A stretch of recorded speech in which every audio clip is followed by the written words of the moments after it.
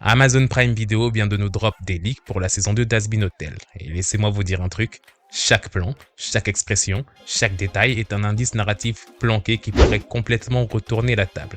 On n'est pas juste devant un joli montage publicitaire. Non, on est devant un puzzle, un message caché, une promesse que la suite va encore être plus folle que ce qu'on a imaginé. Et franchement, si la saison 1 avait déjà marqué l'histoire en imposant Has-Been Hotel comme l'un des plus gros phénomènes des animés de la décennie, ce n'est rien à côté de ce qui nous attend. Même moi qui nage plus du côté des mangas et du cinéma live action, je me retrouve embarqué à fond dans cet univers déjanté et incroyablement riche. Mais avant, je comprends les autres youtubeurs quand ils disent ça. Mais avant ça, je vous invite à liker et à vous abonner. Car vous êtes encore trop nombreux à regarder tous mes contenus sans vous abonner. Mais effectivement, maintenant que, ouais, on peut se le dire, je suis dans le game, moi aussi je vais le dire, mais 95% d'entre vous regardez mes vidéos sans être abonnés. Franchement, c'est énorme. Donc s'il vous plaît, vous savez ce qu'il vous reste à faire, c'est gratuit pour vous, et moi, ça m'aide. Et on like et on partage, c'est toujours cool pour le référencement. Bienvenue sur Otascrim, la chaîne qui décrypte, décompose, dissèque les univers de fiction préférés, de tes univers de fiction préférés. Et aujourd'hui, on plonge dans les images d'Has-Been Hotel saison 2 qui viennent foutre le feu à Internet.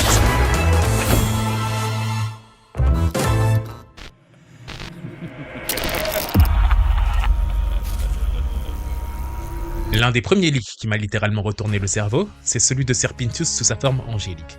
Ce leak nous montre Serpentius enchaîné avec des chaînes angéliques devant ce qui ressemble être un tribunal céleste. C'est la preuve que le serpent a l'air terrifié. Imaginez la situation.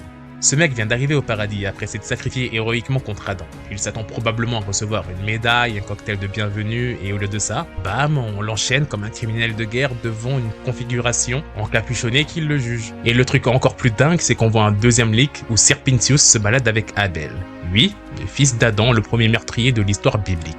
Abel qui sourit comme s'il venait de se faire un nouveau meilleur pote. Pendant ce temps, Saint-Pierre et Émilie le Séraphin l'accompagnent dans ce qui ressemble être une visite guidée du paradis. Cette contradiction narrative est géniale. Ça nous montre que le paradis lui-même est divisé. D'un côté, il y a les hauts dirigeants qui voient Serpentius comme une menace, un espion infernal qui a réussi à s'infiltrer dans leur royaume éternel.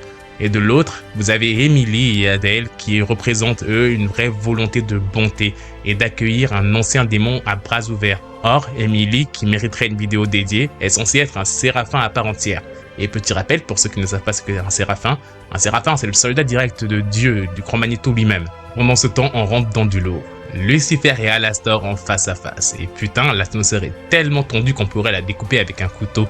D'ailleurs, jolie référence à ma vidéo sur Alastor versus Lucifer. Oui, je suis persuadé que Bivzy Pops regarde mes vidéos, NDR, que tu retrouveras dans la fiche qui s'affiche en haut à droite de ton écran.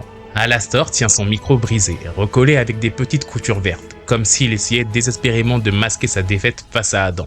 Et Lucifer, avec ce petit sourire narquois en coin, cette expression de quelqu'un qui sait exactement où appuyer pour faire mal. Vous comprenez ce qui se passe ici. Alastor, le démon de la radio, l'homme qui n'a jamais montré la moindre faiblesse, se retrouve face au père de Charlie avec la preuve physique de son échec. Ce micro brisé, ce n'est pas juste un accessoire cassé. Non, c'est son ego qui saigne.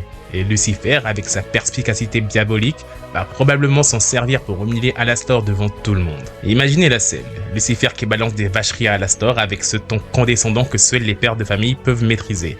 Et Alastor qui boue intérieurement, qui serre les dents derrière son sourire forcé. Mais qui ne peut rien dire parce qu'effectivement il a perdu. Je vous le dis, cette dynamique va être explosive pour la saison 2, parce que Alastor va devoir choisir. Soit il accepte l'humiliation et reste dans l'ombre de Lucifer, soit il trouve un moyen de prouver qu'il est toujours dangereux.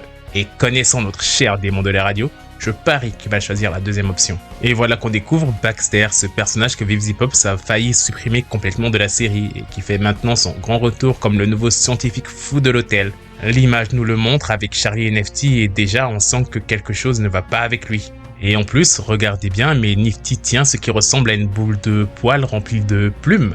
Les plumes qui pourraient appartenir probablement à Husk ou encore à notre cher Lucifer.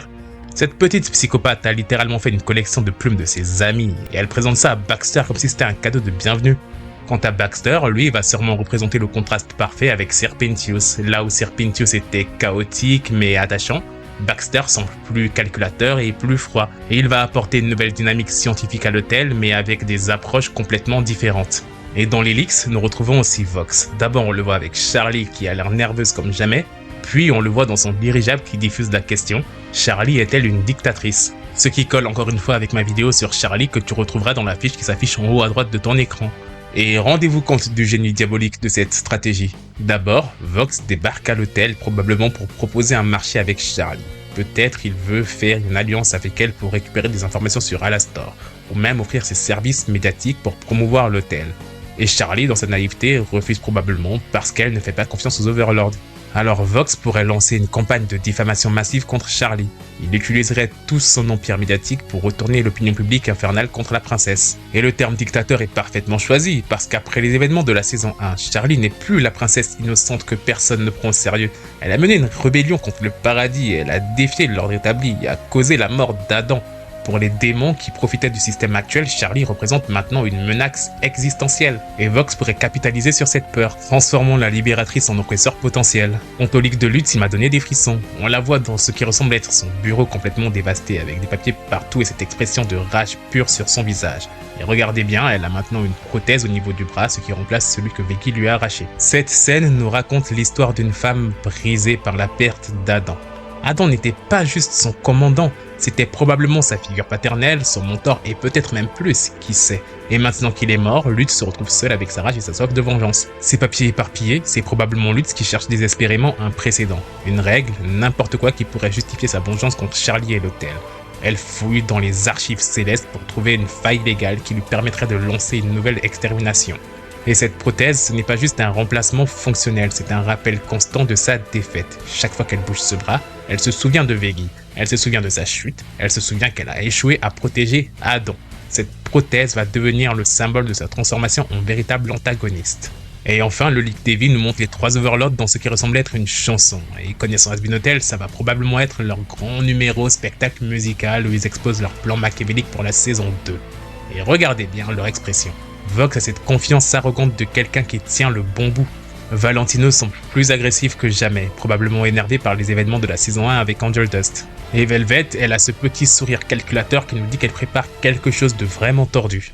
Cette alliance va être redoutable en saison 2 parce qu'ils ont maintenant une vraie raison personnelle de détruire l'hôtel. Vox veut sa revanche envers Alastor, Valentino veut récupérer Angel Dust et Vivlet veut probablement étendre son influence sur les réseaux sociaux infernaux. Et avec Alastor affaibli par sa défaite face à Adam, les Vies vont se sentir pousser des ailes. Ils vont attaquer l'hôtel quand il est le plus vulnérable et ça va donner des confrontations épiques. Alors qu'est-ce que nous disent ces leaks sur la direction narrative pour la saison 2 ?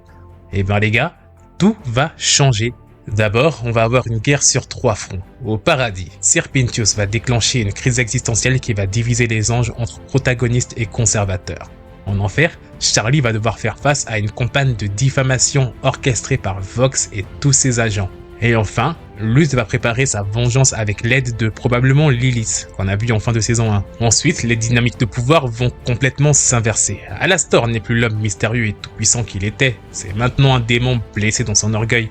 Charlie n'est plus la princesse naïve, c'est une leader qui doit assumer les conséquences de ses actes. Et l'hôtel n'est plus un refuge secret, c'est devenu le symbole politique. Et enfin, on va explorer des thèmes beaucoup plus matures, de la manipulation médiatique par Vox à la vengeance aveugle avec Lutz, en passant sur l'identité et l'intégration de Serpentius au paradis, et surtout les conséquences du changement social des résidents de l'hôtel. Et sans trop m'avancer, voici mes petites prédictions. Serpentius va devenir un agent important du paradis. Il va révéler des secrets sur les mystères et le système céleste qui vont choquer Emily et Abel et déclencher une réforme interne au paradis. Mais en faisant ça, ça va aussi attirer l'attention de Lutz qui va le voir comme une cible prioritaire. Alastor va faire quelque chose de vraiment dangereux pour prouver qu'il est toujours aussi pertinent. Action qui, je pense, va mettre tout l'hôtel en danger. Et je pense que Vox va réussir à retourner une partie de l'opinion publique contre Charlie, forçant l'hôtel à devenir beaucoup plus militant. Et vous ? Quelles sont vos prédictions pour la saison 2 ? Dites-le moi dans les commentaires, ils sont là pour ça. Et si cette plongée dans les secrets de la saison 2 d'Hazbin Hotel t'a parlé, tu peux continuer à explorer mes autres vidéos, ici, sur Otascrim. J'y dissèque la pop culture sous toutes ses coutures entre psychologie, voix et récits tordus. Si tu veux découvrir ou revivre les histoires complètes de tes fictions préférées, fonce sur Aramis Scream, ma chaîne principale où je te raconte les plus grandes épopées comme l'histoire complète d'Invincible, Solo Leveling ou encore Secret Wars. Si t'aimes quand on mêle business, science, culture générale ou encore économie, tu vas kiffer Curious Crime. J'y parle de sujets comme pourquoi la baisse de la natalité mondiale, ou encore l'impact culturel de la K-pop mondiale, ou même la chute de McDo, ou comment l'école t'a servi. Et si tu veux juste chiller, viens faire un tour sur ma chaîne de gaming, Gaming Scream, où il y aura du League of Legends, ou de l'Albion Online, et quelques petites pépites bien placées. Pense aussi à me suivre sur TikTok, Instagram et bientôt Twitch. Tous les liens sont dans la description de cette vidéo ou sur la page d'accueil de ma chaîne. Dis-moi ce que t'as pensé de cette vidéo dans les commentaires. Je les lis tous et j'y réponds à tous car je suis ouvert au débat. Et si t'as kiffé, like, abonne-toi et surtout partage. C'est toujours bon pour le référencement. Et nous, on se retrouve à la prochaine vidéo.